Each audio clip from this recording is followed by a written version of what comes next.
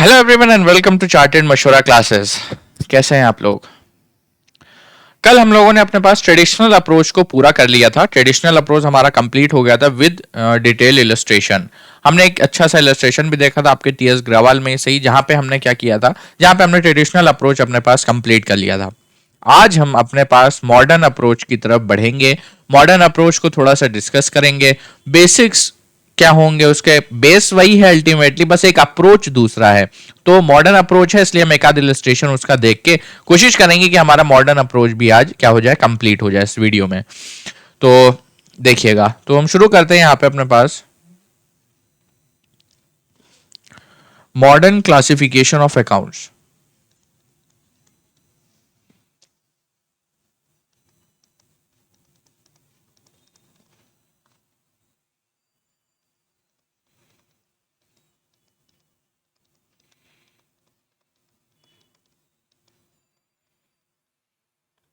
Modern classification of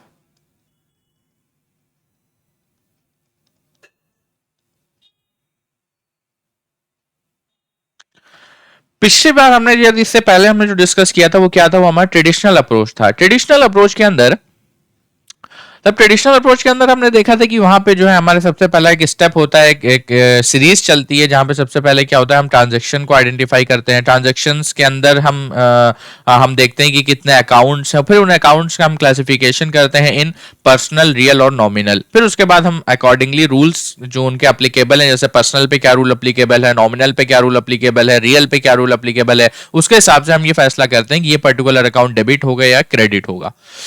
modern classification मुझे ज्यादा logical लगता है, क्योंकि यहाँ आपको चीजें याद करने की जरूरत नहीं होती। यहाँ पे आपको चीजें याद करने की जरूरत नहीं होती है।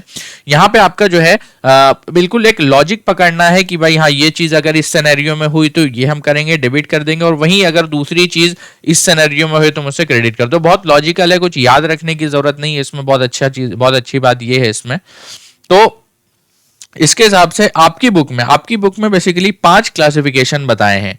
5 क्लासिफिकेशन, लेकिन हम इसको एक चार्ट की तरह, पहले जो बुक में है हम इसको ऐसे डिस्कस करेंगे, फिर मैं जो है थोड़ा सा उसे एक्सप्लेनेटरी तरीके से बताऊंगा, जिसके बाद इस बात की तो गारंटी है कि फिर आपको कभी मॉडर्न क्लासिफिकेशन में तो कोई दिक्कत नहीं हो पाएगी। तो मॉडर्न क्लासिफिकेशन ऑफ अकाउंट्स में 5 हेड्स हैं। सबसे पहला एसेट अकाउंट,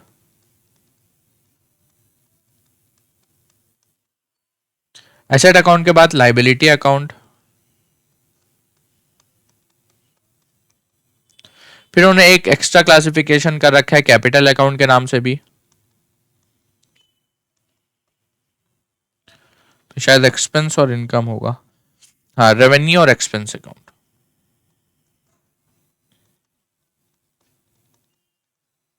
रेवेन्यू अकाउंट और लास्ट एक्सपेंस अकाउंट।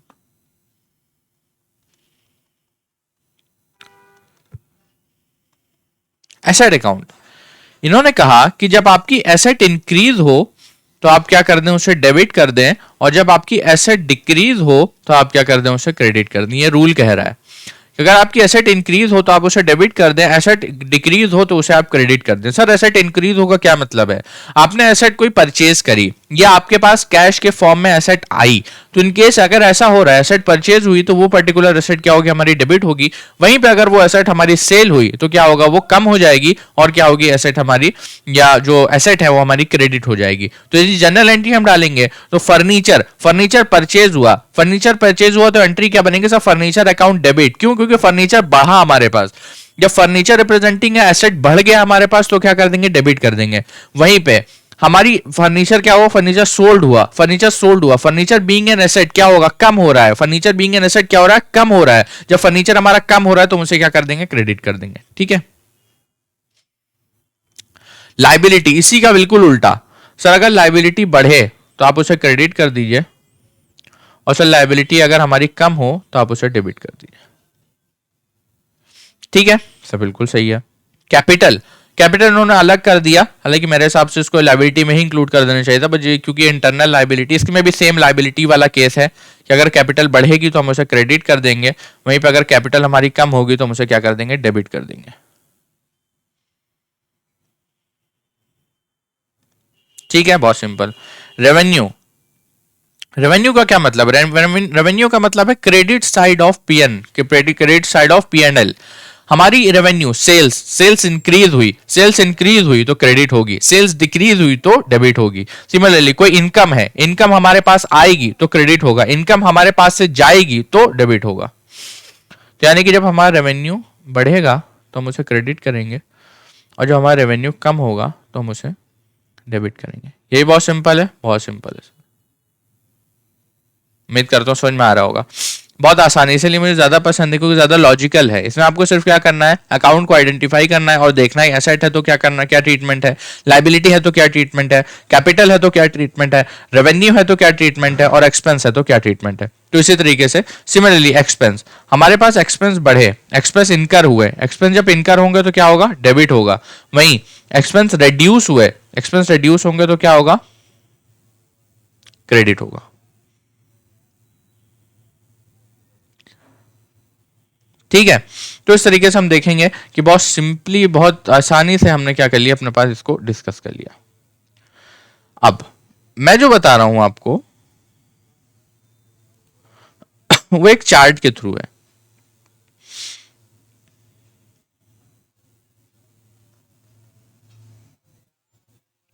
इससे बहुत आसानी से आपको और क्लियर हो जाएगा।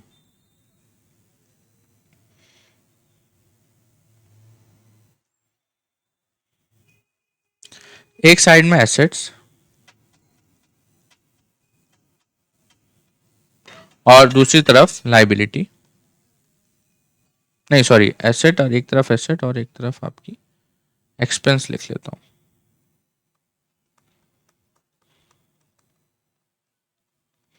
सिमिलरली दूसरी तरफ आपकी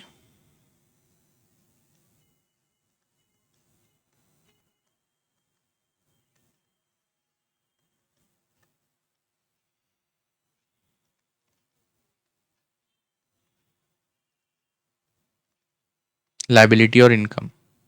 तो एक तरफ एसेट्स और एक्सपेंस और एक तरफ लाइबिलिटी और इनकम। एसेट और एक्सपेंस के लिए एक कॉमन रूल है और लाइबिलिटी और इनकम के लिए आपका एक कॉमन रूल है। यहाँ मैंने कैपिटल को कोई अलग हेड में नहीं डिवाइड किया, क्यों? क्योंकि हम लोग स्टार्टिंग से अकाउंटिंग इक्वेशन से देखते आ रहे हैं कि जो कैपिटल होती है हमारी इंटरनल लाइबिलिटी होती है, तो अननेसेसरी उसको डिवाइड करके कंफ्यूजन क्रिएट करने का कोई मतलब नहीं है। तो बेटर है कि आप उसको लाइबिलिटी की ही तरह ट्रीट करो। ठीक है, तो इसमें कह रहा है कि अगर इनमें से दोनों चीजें बढ़ी, अगर इनमें से दोनों चीजें क्या हुई, सब बढ़ी, तो हम उन्हें डेबिट करेंगे, और इनमें से कोई भी चीज अगर कम हुई तो हम उन्हें क्रेडिट करेंगे। सिमिलरली लाइबिलिटी में वाइस वर्सा है कि अगर कोई भी आपकी लाइबिलिटी बढ़ी तो वो क्रेडिट होगी, और अगर कोई भी लाइबिलिटी आपकी कम हुई तो वो डेबिट होगी। सर इनकम हुई, इनकम बढ़ी तो क्रेडिट होगी। सर इनकम रेड्यूस हो गई, इनकम रेड्यूस हो गई तो डेबिट हो जाएगा। ठीक है, बहुत सिंपल है। तो ये एक चार्ट के थ्रू आप करोगे तो आपको और आसानी हो जाएगी। इतने इतने सारी डिवीजन, 5 हेड में डिवीजन, ये सब कुछ नहीं, बेकार की बात है। आप सिंपल 2 चीजें याद रख लो कि एसेट लाइबिलिटी का केस, एसेट और एक्सपेंस का केस एक होता है, लाइबिलिटी और इनकम का केस एक होता है। तो ये हम ध्यान में रख लेंगे तो हमारी चीजें क्या हो जाएंगी, बहुत आसान हो जाएंगी। ठीक है, तो ये कुल मिला के मॉडर्न क्लासिफिकेशन है। बहुत आसान सा था, बहुत लॉजिकल सा था। मैं आपको यही रिकमेंड करूंगा कि जब आप जनरल एंट्रीज करें तो इस रूल को प्रायोरिटी दीजिए। क्यों? क्योंकि ये जो है ज़्यादा समझ में आने वाला भी है और ज़्यादा लॉजिकल भी है। ट्रेडिशनल में आप जाओगे सबसे पहले देखोगे कि हाँ भाई ट्रांजेक्शन में अकाउंट आइडेंटिफाई करोगे, अकाउंट आइडेंटिफाई करने के बाद फर्दर एक एक्स्ट्रा क्लासिफिकेशन करोगे कि ट्रेडिशनल अप्रोच में कहाँ जाएगा, फिर उसका रूल याद रखना एक अलग झंझट वाली बात है। फिर रूल्स को याद रखेंगे, हाँ भाई बढ़ रहा है तो डेबिट होगा, कम रहा है तो क्रेडिट। तो इससे ज्यादा बेटर है कि आप कुछ देखिए, कोई भी ट्रांजैक्शन, कोई भी अकाउंट 4 चीजों के बाहर नहीं जाएगा, 4 चीजों के बाहर नहीं जाएगा। या तो वो एसेट होगा, या वो एक्सपेंस होगा, या वो लाइबिलिटी होगा, या वो इनकम होगा। इस 4 के अलावा वो कुछ नहीं हो सकता, इस 4 के अलावा वो कुछ नहीं हो सकता। इन दैट केस जो आपकी 4 है ना, ये जो 4 चीजें हैं, ये बहुत ध्यान में रखनी है। ये हमारे ध्यान में बैठ गई, इसके अकॉर्डिंग हम बहुत इजीली क्लासिफिकेशन भी कर लेंगे। और एक बार हम क्लासिफिकेशन कर लेंगे तो रूल यहाँ का बहुत आसान है। बढ़ रहा है ये दो चीजें, यानी कि एसेट और एक्सपेंस आपकी बढ़ रही है, डेबिट हो जाएगा, कम हो रही है, क्रेडिट हो जाएगा। सिमिलरली लाइबिलिटी इनकम के केस बढ़ रही है, क्रेडिट हो जाएगा, बिल्कुल उसका उल्टा। तो एक याद कर लिया तो दूसरे के लिए क्या हो जाएगा, याद करना और आसान हो जाएगा। तो हमने ये क्या किया, ये डिस्कस किया अपने पास। मॉडर्न क्लासिफिकेशन हमारे यहाँ पे कंप्लीट होता है। थ्योरी जो है, इसकी थ्योरी कंप्लीट होती है, इलस्ट्रेशन हम अपने पास देखेंगे।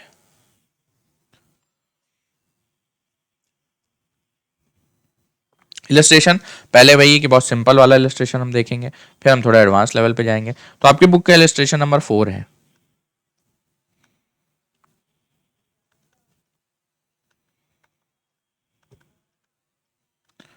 ये आपका टी एस अग्रवाल के पेज नंबर 6.7 पे है, ठीक है। उसने कहा on which side will the increase in following accounts be recorded, यानी कि डेबिट या क्रेडिट।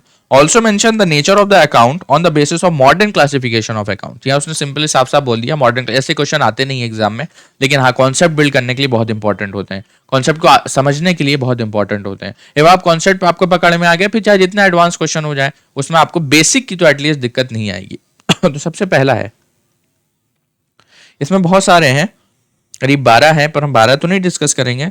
जो बहुत आसान से हैं, वो जो बहुत थोड़े मतलब दिक्कत दे सकते हैं आप लोगों को, वो हम अपने पास डिस्कस करेंगे। सबसे पहले बिल्डिंग। सब बिल्डिंग क्या है हमारी? बिल्डिंग सर एसेट है। तो बिल्डिंग एसेट है तो इस पर रूल क्या लगेगा? अगर ये एसेट बढ़ेगी तो डेबिट होगी और कम होगी तो क्रेडिट होगी। बहुत सिंपल। हाँ sir. Next, next purchases. Purchases हमारी क्या होगी? एक्सपेंस होगी। एक्सपेंस पे भी सेम वही रूल है, बढ़ेगी तो डेबिट होगी, कम होगी तो क्रेडिट होगी। ठीक है। हाँ सर ठीक है, आसान सा है। तीसरा, rent received. Rent received, rent receive क्या है? हमारी इनकम है। इनकम है तो बढ़ेगी तो क्रेडिट होगी, कम होगी तो डेबिट होगी। सिंपल है, बहुत सिंपल है। Next, debtors. यहाँ एक ये भी आसान है कि भाई डेटर को यहाँ पे एसेटी की तरह ट्रीट किया गया, कोई पर्टिकुलर पर्सनल पर्सन में नहीं है ये। तो यहाँ डेटर एसेट्स हैं, डेटर बढ़ेंगे तो डेबिट होंगे और डेटर्स कम होंगे तो क्रेडिट होंगे। Next, creditors. क्रेडिटर्स क्या होती है? हमारी लाइबिलिटी होती है। लाइबिलिटी है तो बढ़ेगा तो क्रेडिट होगा, कम होगी तो डेबिट होगा। ठीक है। 6, next, carriage inward.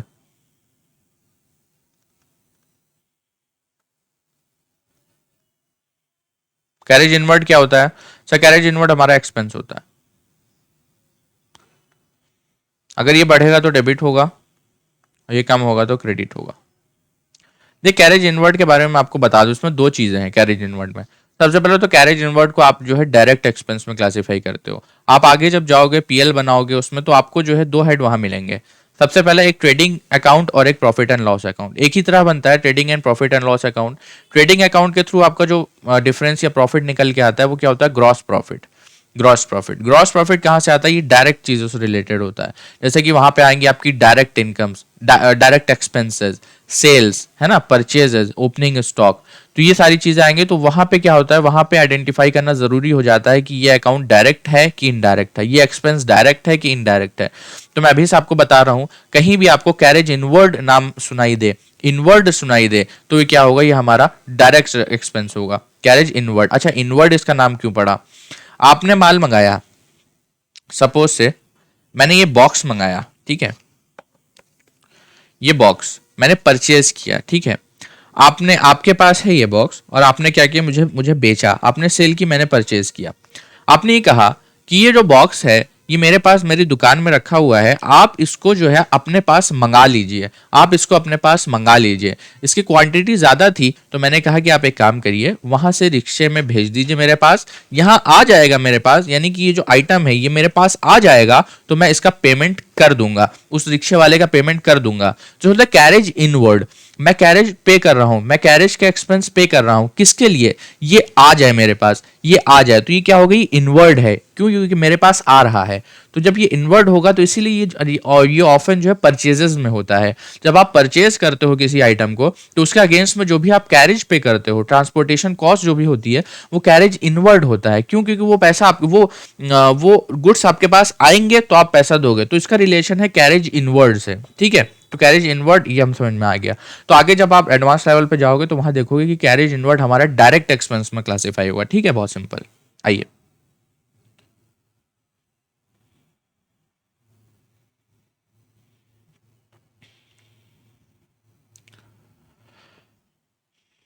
Next, seventh, carriage inward के बाद हमारे पास इंटरेस्ट पेबल। अब देखिए, इंटरेस्ट नाम सुन के आप लोग इसे एक्सपेंस में मत क्लासिफाई कर देना। क्यों? क्योंकि जो इंटरेस्ट पेबल है, पेबल क्या है, अभी लाइबिलिटी है हमारी। ये इंटरेस्ट था जो हमने अभी दिया नहीं है, ये इंटरेस्ट था जो अभी हमने दिया नहीं है। जब दिया नहीं है तो ये क्या बन गई, हमारी लाइबिलिटी बन गई, वी हैव टू पे। ठीक है, तो ये क्या होगा, अगर बढ़ेगा तो क्रेडिट होगा और अगर कम होगा तो डेबिट होगा। नेक्स्ट 8।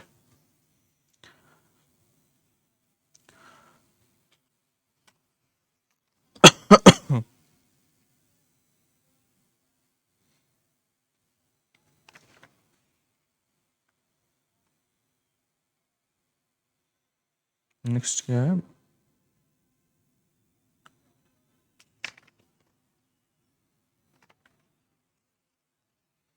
नेक्स्ट आपका एक्रूड कमीशन। एक्रूड का क्या मतलब होता है सर? एक्रूड का मतलब होता है कि ड्यू बट नॉट रिसीव्ड, यानी कि आपकी इनकम है लेकिन किसी वजह से मिल नहीं पाई है। तो जब आपकी इनकम है और रिसीव ही तो नहीं हुई है तो हमें इसे क्या एसेट ट्रीट करेंगे। तो ये बढ़ेगा तो क्या होगा, हमारे पास डेबिट होगा। नेक्स्ट,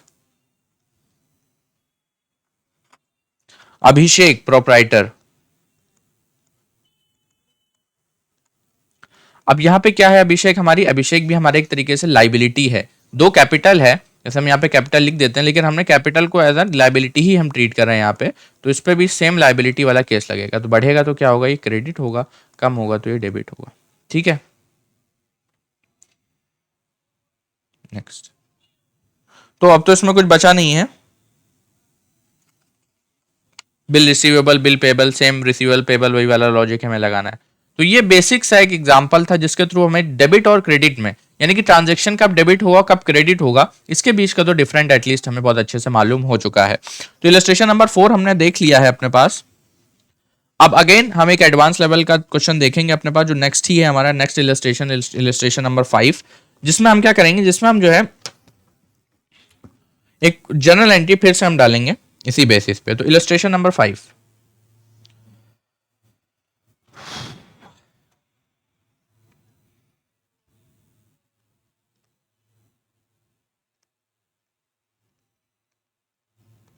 आपको समझ में आ रहा है अगर, और ये अगर किसी भी कोई भी डाउट राइज हो रहा है तो आप हमें जो है कमेंट बॉक्स में लिख के जरूर बताएं। हम लोग पूरी कोशिश करेंगे आपके की डाउट्स को क्या कर दिया, रिजॉल्व किया जाए। Page number 6.8। तो सबसे पहला है,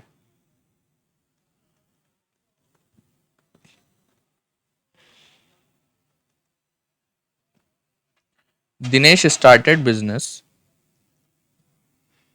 with cash, how much, so ₹5 lakh. अब देखिए, यहां पे भी दो हैं, एक तो हमारा दिनेश है, दिनेश किसको रिप्रेजेंट कर रहा है, कैपिटल को रिप्रेजेंट कर रहा है, और दूसरा हमारा कैश है, दूसरा हमारा कैश है। तो दिनेश क्या रिप्रेजेंट कर रहा है, दिनेश रिप्रेजेंट कर रहा है कैपिटल को। कैपिटल हम किस तरह हम ट्रीट कर रहे हैं सर, कैपिटल को हम एज अ लाइबिलिटी ही ट्रीट कर रहे हैं। ये हमारा कैश, और कैश हम किस तरह ट्रीट कर रहे हैं, एसेट की तरह ट्रीट कर रहे हैं। तो एक तरफ तो कैश हमारा बढ़ रहा है और एक तरफ हमारी कैपिटल बढ़ रही है। ये एसेट है, कैश एसेट, एसेट बढ़ेगा तो क्या होगा, डेबिट होगा। दिनेश कैपिटल है, कैपिटल बढ़ेगा तो क्या होगा, क्रेडिट होगा। तो हम क्या करेंगे, इसको मैं लिख भी देता हूँ, ये डेबिट करेंगे और ये क्रेडिट करेंगे। तो उसकी जो जनरल एंट्री बनेगी वो क्या बनेगी, sir cash account debit to capital. ठीक है, how much, 5 lakh rupees.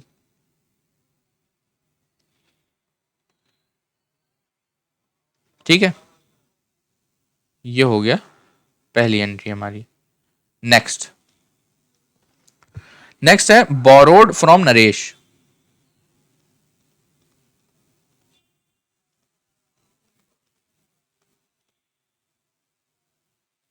How much, sir ₹1 lakh.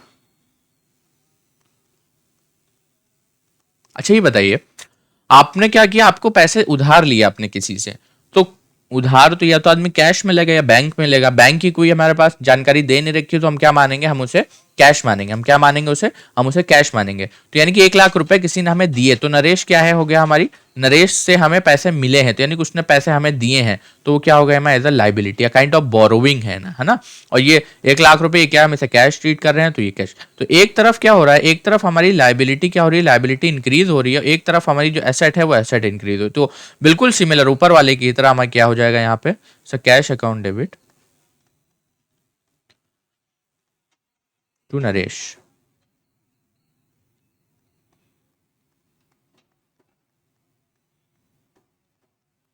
ठीक है, समझ में आ रहा है, हाँ सर समझ में आ रहा है। नेक्स्ट नेक्स्ट है purchase furniture for cash from Raj furniture house. फिर इन्होंने वहां पे नाम दिया है कंफ्यूज करने के लिए, purchase furniture for cash from Raj furniture.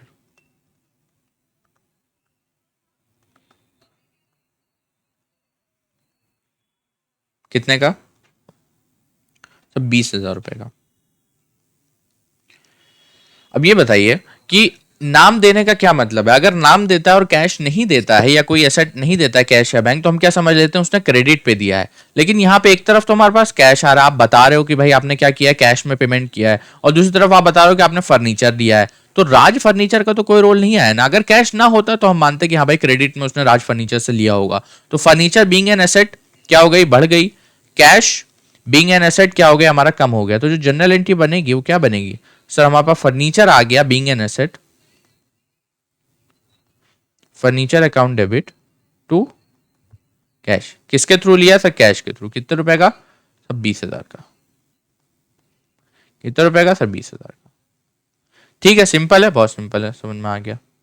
वही है कि अगर भाई कैश ना देता यहाँ पे तो हम मानते क्रेडिट पे, और फिर क्रेडिट की हम जो है क्या, एक की हम लाइबिलिटी क्रिएट करते हैं और एक का हम जो है एसेट क्रिएट करते हैं। लेकिन उसने कैश दे रखा था तो उस फर्नीचर को सिर्फ और सिर्फ उसने कंफ्यूज करने के लिए दे रखा। नेक्स्ट, अब देखिए नेक्स्ट भी सेम है हमारा, जैसा हमने अभी डिस्कस भी किया। फर्नीचर फिर परचेज किया है from Delhi safe,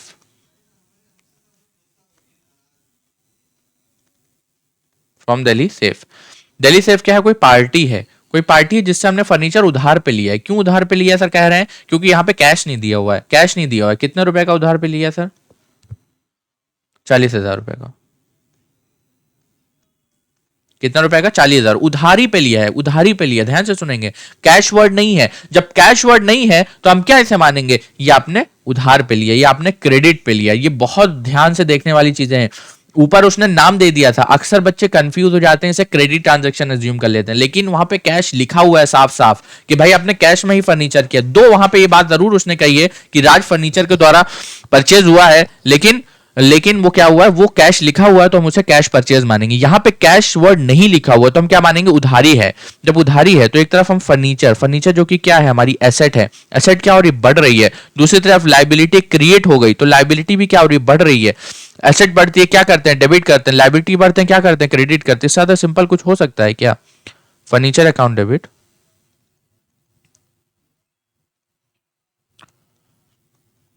to Delhi sales. कितने रुपए से सर, 40,000 रुपए से। ठीक है, हाँ भाई।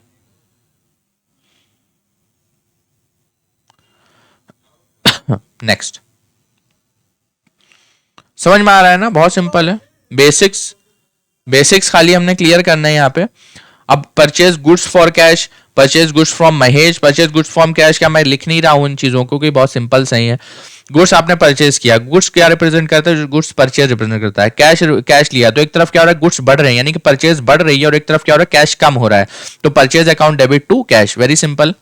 सेम रूल अपनाना है, मॉडर्न रूल वाला, ठीक है। Purchase goods from Mahesh, purchase goods from Mahesh, same.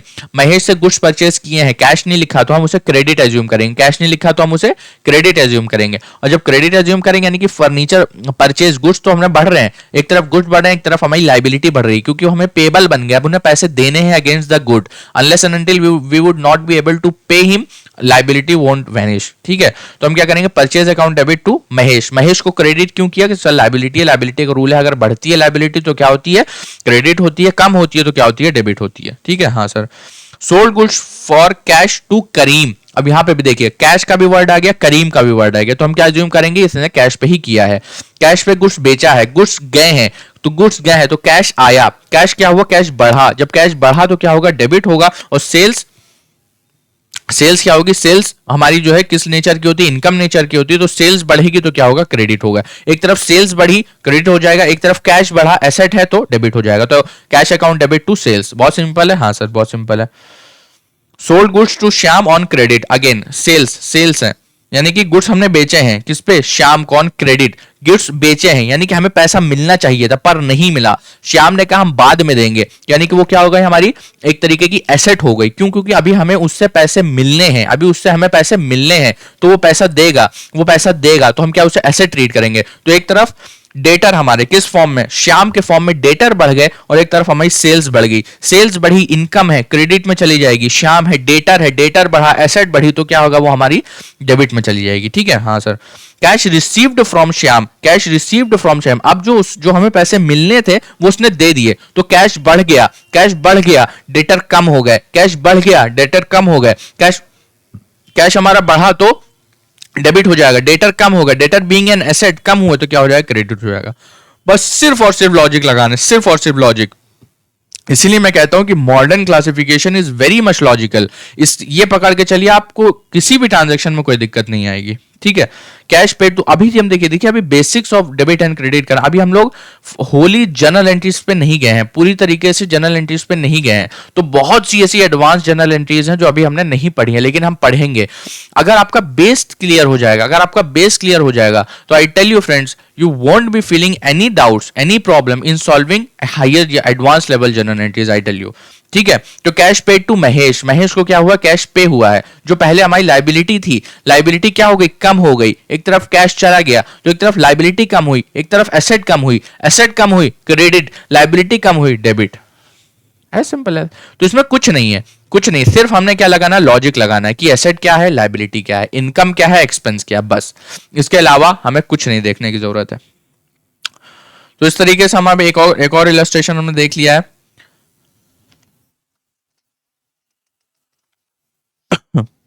एक इलस्ट्रेशन है, इलस्ट्रेशन नंबर 6, ये आपका होमवर्क है, एक बार अपना खुद से ट्राई करिएगा, उम्मीद है मुझे कि हो जाएगा, नहीं होगा तो आप बताइएगा, उसे फिर अगले सेशन में हम लोग क्या कर लेंगे, देख लेंगे अपने पास, ठीक है।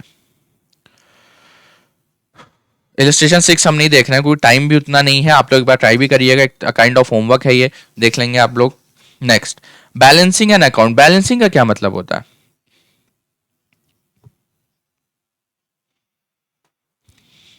बैलेंसिंग का क्या मतलब होता है, तो नेक्स्ट है हमारा बैलेंसिंग।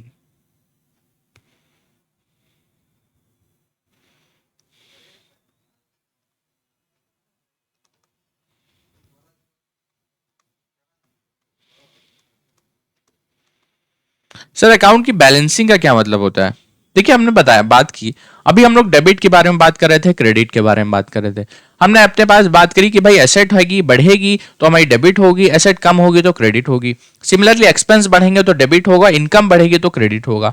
हाँ सर, ये सब तो हमें समझ में आया, लेकिन बैलेंसिंग का क्या मतलब है, बैलेंसिंग का मतलब ये है एक पर्टिकुलर अकाउंट कितनी बार डेबिट हुआ और कितनी बार क्रेडिट हुआ। कई बार ऐसा होता है कि एट द एंड, एक साल के या एक महीने के, एक क्वार्टर के, एक हाफ ईयरली के एंड में आप देखते हो कि जो हमारी डेबिट है कई बार वो ज्यादा होती हैं, क्रेडिट उतनी नहीं होती हैं। गुड्स का एग्जांपल ले लेते हैं, एक गुड्स अकाउंट आपने बनाया, एक परचेज अकाउंट आपने बनाया, तो आपने ये देखा कि भाई साल में परचेज जो हुई हमारी वो कितने की हुई, वो सर 1 लाख रुपए की हुई, लेकिन उसके अगेंस्ट में जो सेल हुई है, यानी कि जो गुड्स हमारे बिके हैं वो costing rupees except margin, profit margin बनाते हैं, लेकिन 1 लाख में से जो हमारे गुड्स चले गए वो सिर्फ 80,000 के गए हैं, यानी कि 20,000 के गुड्स हमारे पास अभी भी मौजूद हैं। तो at the end of certain period हमें ये देखना जरूरी रहता है कि उसका डेबिट बैलेंस आ रहा है कि क्रेडिट बैलेंस आ रहा है, डेबिट बैलेंस आ रहा है कि क्रेडिट बैलेंस आ रहा है, ये देखना जरूरी होता है। एक साल में हो सकता है कई बार डेबिट आपका ज्यादा हो सकता है आपका कई बार क्रेडिट ज्यादा हो रहा हो। तो जितने भी एसेट अकाउंट है, जितने भी एसेट अकाउंट है, इनके डेबिट बैलेंस होने का मतलब यह है कि इनका अभी एसेट जो एसेट है, जो एसेट नेचर है वो बाकी है। कैश है, कैश का डेबिट बैलेंस आ रहा है, इसका क्या मतलब है, अभी हमारे पास कैश बाकी है। कैश एट बैंक, बैंक का डेबिट बैलेंस आ रहा है, तो उसका मतलब क्या हुआ कि we have certain sum of money in our bank accounts. Similarly debtors है, डेटर्स का डेबिट बैलेंस आ रहा है, यानी कि we have still some of the person from home we have to take some money, take some payment, यानी कि अभी भी कुछ ऐसे लोग मौजूद हैं जिनसे हमें क्या अभी पेमेंट लेनी है। सिमिलरली फर्नीचर, फर्नीचर का डेबिट बैलेंस क्या है, यानी कि अभी हमारे पास फर्नीचर दुकान में पड़ा हुआ है, डेबिट ज्यादा है। डेबिट का मतलब ज्यादा है तो नहीं कि परचेज फर्नीचर की क्या हुई है, ज्यादा हुई है, परचेज फर्नीचर की ज्यादा हुई है against in comparison to sale, जितना बिका है उससे ज्यादा हमारा परचेज हुआ है, तो इसका मतलब फर्नीचर अभी हमारे पास क्या है, मौजूद है। ठीक है, तो इस तरीके से हमने जो है क्या करना है, हमने बैलेंसिंग ऑफ अकाउंट्स को देखना है। तो थोड़ा हम डिटेल में देखेंगे क्योंकि ये यही पॉइंट है जो बैलेंस, जब आप लेजर बनाओगे तभी आपको बहुत हेल्प करेगा, है ना। तो आइए बात करते हैं। तो उसने कहा कि फर्नीचर अकाउंट बनाइए आप। फर्नीचर, बहुत ध्यान से देखिएगा।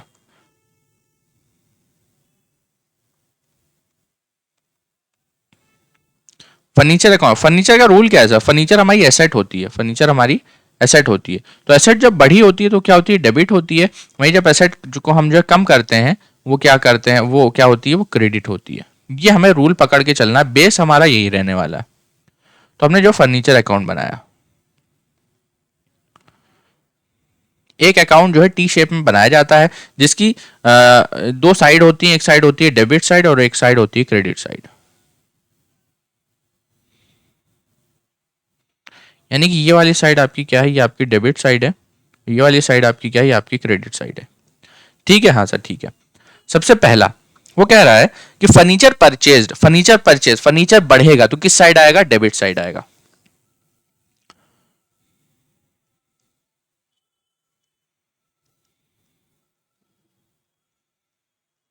कैश में हमने क्या किया है, फर्नीचर को परचेज किया है, कितने रुपए से, सब 50,000 रुपए से। ठीक है सर। नेक्स्ट, नेक्स्ट वो कह रहा है फर्नीचर सोल्ड कॉस्टिंग 10,000 रुपए, यानी कि इस 50,000 में से 10,000 के फर्नीचर क्या वो चले गए, यानी कि फर्नीचर हमें क्या हो गए, कम हो गए। जब फर्नीचर कम हो गए तो कहां आएंगे, as per our rule, as per our rule वो क्रेडिट साइड में आएंगे। तो सेकेंड,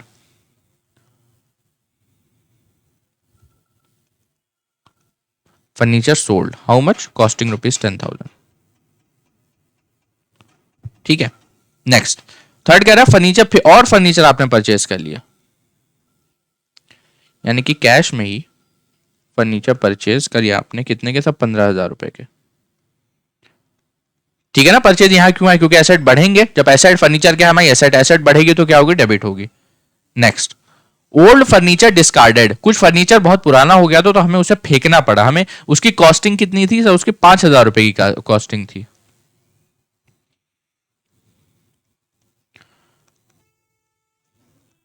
फर्नीचर डिस्कार्डेड ₹5,000। ठीक है।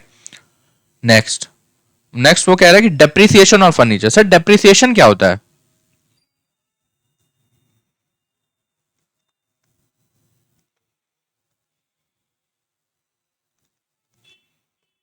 एक आप फर्नीचर लाए 1,00,000 रुपए का, उस 1,00,000 रुपए का फर्नीचर को आपने 10 दिन यूज किया, 20 दिन यूज किया, एक महीना यूज किया और फिर आप उसे बेचने गए, तो आप जो 1,00,000 रुपए का फर्नीचर लाए थे वो अब सिर्फ और सिर्फ कितने रुपए का बिक रहा है सर, वो अब हमारा सिर्फ और सिर्फ 60,000 का बिक रहा है। तो ये जो वैल्यू में कम हुआ है, ये वैल्यू क्यों कम हुई सर, बिकॉज ऑफ डेप्रिसिएशन। तो डेप्रिसिएशन क्या होता है, डेप्रिसिएशन होता है कि आपकी जो फर्नीचर है वो with the period of time क्या होता है, डेप्रिशिएट होता है, उसकी वैल्यू कम होती रहती है। तो हम लोग सर्टेन अमाउंट से, क्योंकि हमें हमें पैरेलल लेके चलना है अपने बुक्स ऑफ अकाउंट्स को भी, तो हम कुछ अमाउंट से हमेशा जो है फर्नीचर को या किसी भी एसेट को क्या करते रहते हैं, डेप्रिशिएट करते रहते हैं। ठीक है। तो डेप्रिसिएशन ऑन फर्नीचर 3,000 रुपए का, डेप्रिसिएशन ऑफ फर्नीचर 3,000 रुपए का। तो अब ये बताइए सर, फर्नीचर हमारे परचेज हुए 65,000 के,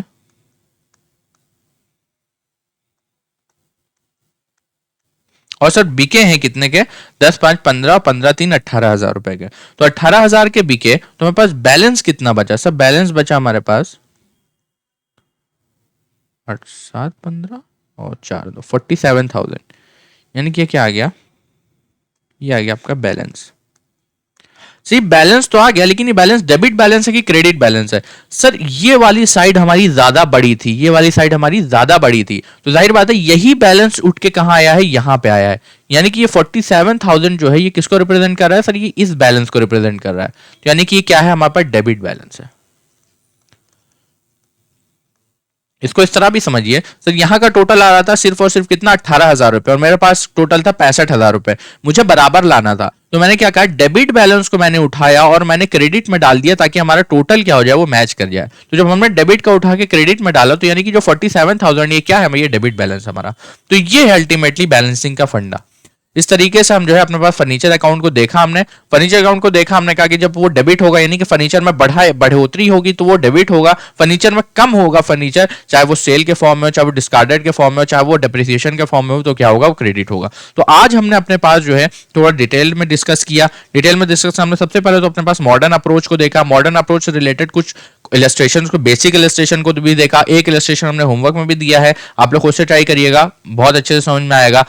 फिर हमने बैलेंसिंग ऑफ अकाउंट को देखा कि सब डेबिट बैलेंस और क्रेडिट बैलेंस का फंडा क्या है। डेबिट किसी एसेट का डेबिट बैलेंस होने का मतलब क्या है, किसी लायबिलिटी का डेबिट बैलेंस होने का मतलब क्या है, किसी एसेट का क्रेडिट बैलेंस होने का मतलब क्या है, किसी लायबिलिटी का क्रेडिट बैलेंस होने का मतलब क्या है।